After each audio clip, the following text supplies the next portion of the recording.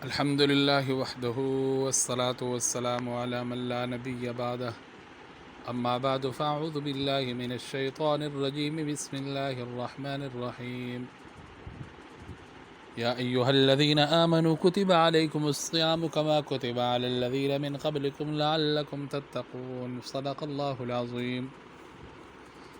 رب تعالی نے رمضان کا مہینہ مجھے اور آپ کو اپنی صلح، اپنے قرب، اپنے نزدیکی اور اپنے بندگی کے لیے عطا فرمایا ہے۔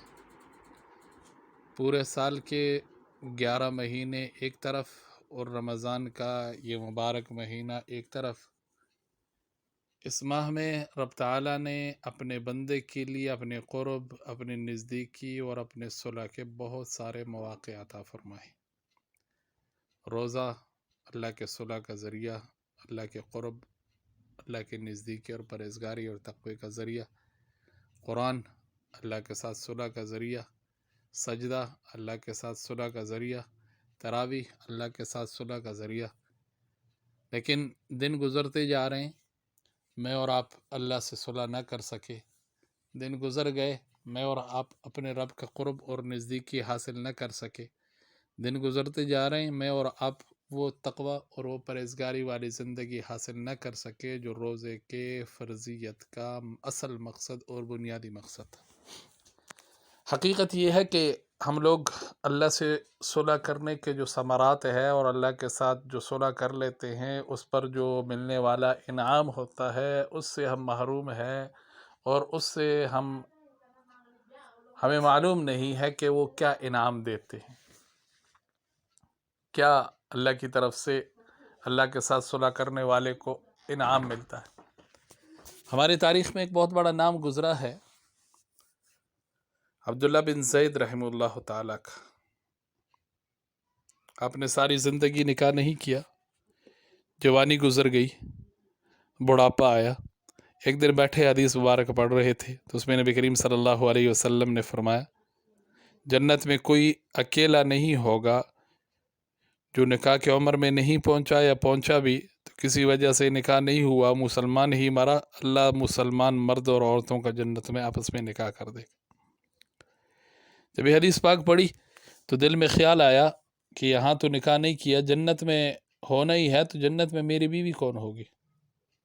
دعا کی اللہ سے، اللہ مجھے دکھا دے جنت میں میری بیوی کون ہوگی۔ پہلی رات دعا کی، قبول نہیں ہوئی، دوسری رات دعا کی، قبول نہیں ہوئی، تیسری رات دعا کی، قبول ہو گئی۔ خواب میں کیا دیکھتے ہیں کہ کالے رنگ کی عورت ہے، حضرت بلال حبشی رضی اللہ تعالیٰ عنہ کے دیس کے رہنے والی، حبشہ کی ہے، اور وہ کیا کہتی ہے، میں میمونہ ولید ہوں اور میں بصرہ میں رہتی ہوں۔ پتہ مل گیا، آنکھ کھلی، تہجد کی نماز کا وقت تھا، نوافل پڑھے، فجر پڑھ کر سواری کے لیے حکم کیا، سواری لے کر بصرہ پہنچ گئے۔ وہاں کے لوگوں نے بڑا استقبال کیا، نام سے تو پہلے ہی واقف تھے۔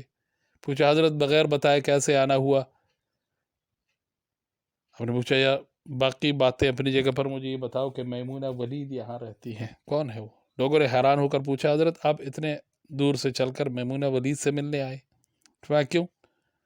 سکون نہیں مل سکتا؟ لوگوں نے کہا وہ تو دیوانی ہے، لوگ اس کو پتھر مارتے ہیں۔ کیوں مارتے ہیں؟ حضرت نے پوچھا۔ اس کے کام ہی ایسے ہیں، کوئی رو رہا ہو تو اس کو دیکھ کر ہنسنے لگتی ہے، کوئی ہنس رہا ہو تو اس کو دیکھ کر رونے لگ جاتی ہے۔ اجرت پر لوگوں کے بکریاں چراتی ہے، آج بھی ہماری بکریاں لے کر جنگل میں گئی ہوئی ہیں، آپ آرام کریں، عصر کے بعد آ جائے گی، آپ مل لیں گے۔ فرمایا عصر کس نے دیکھی ہے، کس طرف گئی ہے؟ لوگوں نے کہا جنگل نہ جائے، بہت خوفناک جنگل ہے، بہت خوفناک وہاں کے درندے ہیں۔ فرماتے ہیں بس آپ مجھے راستہ بتلا دیں۔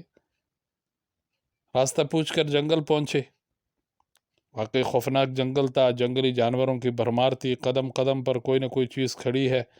فرماتے قربان جاؤں اس عورت کی مردانگی پر، جنگل میں کس طرح بکریاں چرا رہی تھی، شیر اس کی بکریوں کو ابھی تک کھا نہیں رہے، اتنے درندے سارے مل کر اس پر حملہ نہیں کر رہے، اکیلی عورت ہے، کس کس کو روکے گی؟ خیر فرماتے ہیں وہ جگہ جہاں لوگوں نے مجھے بتائی تھی، میں وہاں پہنچ گیا۔ وہاں پہنچا تو منظر کیا دیکھ رہا ہوں، حیران رہ گیا۔ میمونہ ولید بکریاں نہیں چرا رہی، جنگل میں جائے نماز بچھا کر نوافل پڑھ رہی ہیں۔ بکریاں چرانا تو بہانہ تھا، اس کو تو کنارہ کشی چاہیے تھی، اس کو تو خلوت چاہیے تھی۔ لوگ سمجھتے تھے وہ سارا دن بکریاں چراتی ہیں، لیکن میمونہ بکریاں نہیں چراتی تھی، سارا دن اپنے رب سے باتیں کرتی تھی۔ اور دوسرا کیا دیکھ رہا ہوں کہ میمونہ نماز پڑھ رہی ہے اور بکریاں کون چرا رہا ہے؟ بکریاں ایک جگہ نہیں رکتی، ادھر ادھر جاتی ہیں، شرارتی جانور ہے۔ دیکھ کیا رہا ہوں کہ شیر بکریاں چرا رہے، بکریاں چر رہی ہیں، شیر ارد گرد گھوم رہے۔ کوئی بکری بھاگتی ہے تو شیر اس کو روک لیتا ہے۔ حیران پریشان کھڑا تھا، کیسے ہو رہا ہے؟ فطرت کیسے بدل گئی؟ شیر اور بکری ایک ساتھ، ان میں یاری کیسی ہو گئی؟ دھنگ رہ گیا، پریشان کھڑا ہوں۔ نماز ختم کی، ختم کرتے مجھے کہنے لگی عبداللہ ملنے کا وعدہ تو جنت میں تھا، آپ یہاں کیسے آ گئے؟ فرماتے میں حیران رہ گیا، اس سے پہلی ملاقات ہے، نہ اسے میں نے پہلے مجھے دیکھا ہے نہ میں نے دیکھا ہے۔ میں نے پوچھا میمونہ میرا نام کیسے پتہ چل گیا؟ آپ فرماتے ہیں میں نے جب یہ پوچھا، سوال کیا، تو کہنے لگی عبداللہ جس اللہ نے رات کو تجھے میرے بارے میں بتایا، اسی اللہ نے مجھے بھی آپ کے بارے میں بتلایا۔ جس وقت تم خواب دیکھ رہے تھے اس وقت میں بھی خواب دیکھ رہی تھی۔ فرماتے ہیں جس چیز نے مجھے سب سے زیادہ حیران کیا وہ یہ کہ فطرت کیسے بدلی۔ میں نے میمونہ سے یہی پوچھا کہ شیر بکریوں کے رکھوالے کیسے بن گئے؟ یہ تو ان کی غذا ہے، یہ تو ان کا کھانا ہے، یہ کیسے ہو گیا؟ فرماتے ہیں جب سے میں نے رب سے صلح کر لی، اس دن سے ان شیروں نے میرے بکریوں کے ساتھ صلح کر لی۔ یہ ہے اللہ کے ساتھ صلح، یہ ہے اللہ کے ساتھ تعلق۔ ابراہیم بن ادم رحمہ اللہ تعالی، ان کا بڑا نام ہے، وقت کے بادشاہ تھے۔ اللہ نے دل پھیرنا تھا، اللہ کے صلح کے لیے آگے بڑھے، اللہ نے اس کے لیے راستے کھول دیے۔ وَالَّذِينَ جَاهَدُوا فِينَا لَنَهْدِيَنَّهُمْ سُبُلَنَا۔ باندی کے ایک بات کہنے کی وجہ سے اپنے بستر پر آرام نہیں کر رہے، بیٹھ کے اللہ اللہ کر رہے۔ رات کا وقت ہے، اوپر چھت کے اوپر کوئی بندہ پھر رہا ہے، پوچھا کون ہو؟ کہ جی اونٹ گم ہو گیا، تلاش کر رہا ہوں۔ نے کہا بادشاہ کے چھت پر اونٹ تلاش کر رہا ہوں؟ اس نے کہا بادشاہ کے چھت پر اونٹ نہیں ملتا رات کے اندھیرے میں، تو نرم گرم بستروں پر خدا بھی نہیں ملتا۔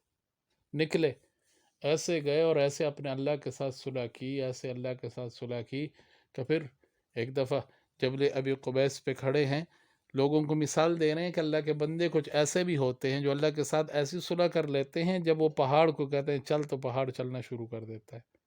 تو پہاڑ ہلنے لگ گیا۔ ابراہیم بن ادم پیر مار کر کہتے ہیں میں تجھے مثال دے رہا ہوں، میں تجھے یہ تو نہیں کہہ رہا ہوں کہ تو چل۔ کشتی میں سوار ہیں، درہم کوئی نہیں، کرایہ کوئی نہیں ہے پاس، کشتی والے کرایہ مانگ رہے ہیں۔